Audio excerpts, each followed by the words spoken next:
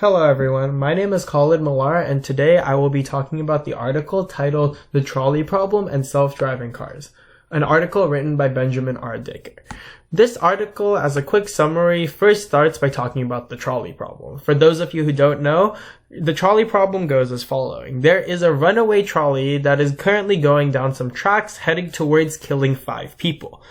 You stand off at a distance nearby right next to a lever. If you pull this lever, the trolley will switch to a different set of tracks. However, there is one person on the side track. You simply have the option to do nothing, which causes the trolley to kill 5 people, or pull the lever, where the trolley will diverge but inevitably kill one person. This is a very popular thought experiment in both ethics and psychology, as there are many things to consider, with many variations to this problem, to figure out overall ethical standards and dilemmas overall. This article decided to take that perspective and apply it into something in the real world, which was self-driving cars. Self-driving cars, similar to this experiment, has to make decisions almost instantaneously to value different things based on the values that are instilled within the AI of the car. This poses a lot of questions in terms of who decides the ethical value of self-driving cars, which would be the coders behind them, and whether these coders match the ethical values of the passengers or drivers who are in these cars. All of this is extremely important as it determines the ethical value that we have in society, especially if self-driving cars will become the future. Of course, a big factor when it comes to self-driving cars is the lack of a global ethical framework for cars, as different people have different perspectives as to what the correct ethical decision is, and self-driving cars may not reflect those ethical standards or issues. A big factor with self-driving cars is also what happens in the event of a crash or an accident, and what policies will be applied to. Who would be liable? The car and the AI, the coders who made the AI, or the passenger who, due to lack of focus because of the self-driving technology, didn't pay attention? This leads to a lot of issues, but the one argument that the article does focus on is the fact that self-driving cars inherently mean less death, a very utilitarianism approach to self-driving cars. However, the subsequent consequence of this is it still has to make an ethical decision when it comes to how it values things in the event of an accident or a crash. And that is a very important consideration given the fact that ethics change from person to person. This inevitably led me to find my next article, which is Self-Driving Car Dilemmas Reveal That Moral Choices Are Not Universal by Amy Maxman. This was found on a website titled Nature, which is a publication company that is supported by UCSB, as that's how I was able to access the article.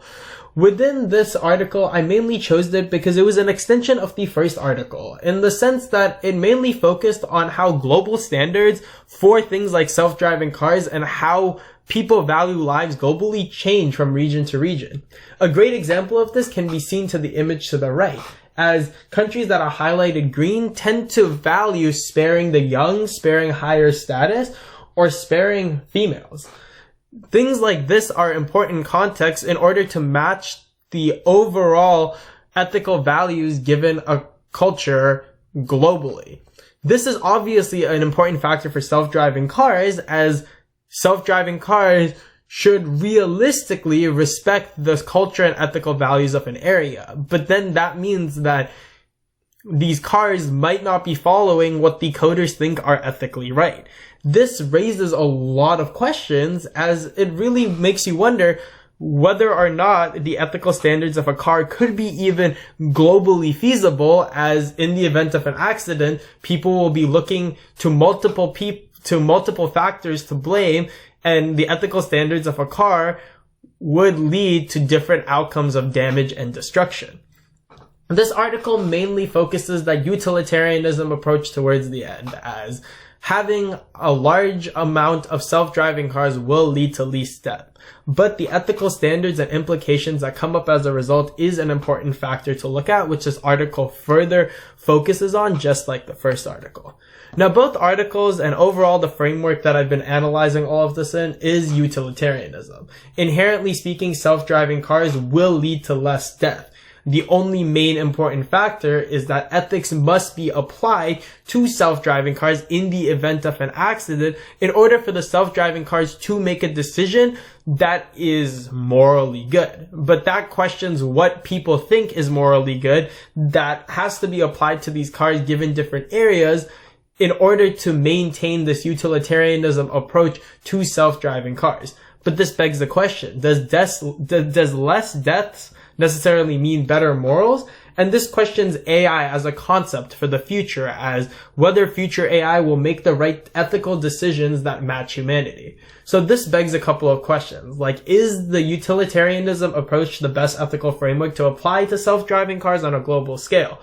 Will death induced by self-driving cars be considered murder? And where would the ethical responsibility go to in the result of an accident? And lastly, is there any way to guarantee that self-driving cars can ensure the standard of ethical morals given in a specific region? Overall, given a utilitarianism approach, self-driving cars is good. It just further questions are no matter what going to be raised in terms of how different areas, different people, and the world reacts to different global standards, as self-driving cars is an inevitable future, but might question the standard of ethics when it comes to AI as a whole.